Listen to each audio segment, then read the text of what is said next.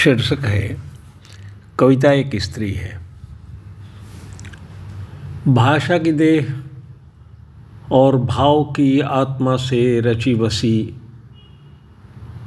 भाव की देह और भाव की आत्मा में रची बसी कविता एक स्त्री है। जब भी जाओ उसके पास विनम्रता से।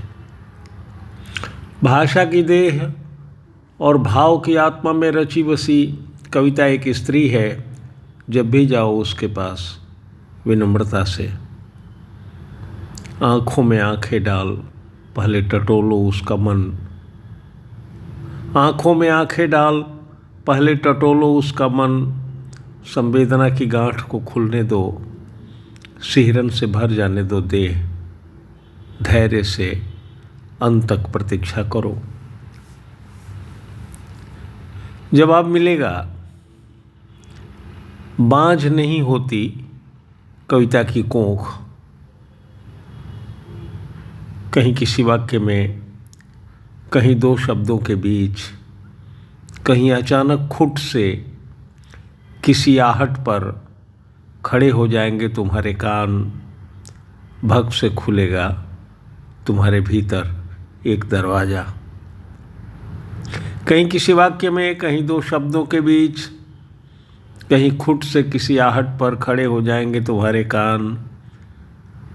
भग से खुलेगा तुम्हारे भीतर एक दरवाज़ा। कविता चिड़िया बन उड़े भरेगी उड़ान। कविता चिड़िया बन भरेगी उड़ान।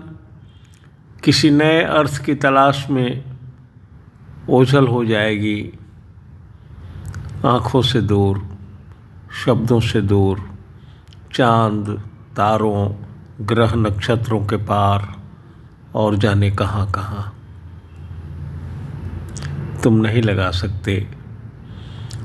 लगा सकते अपने ब्रह्मांड के विस्तार और एक स्त्री के सपनों के बारे में कोई अनुमान।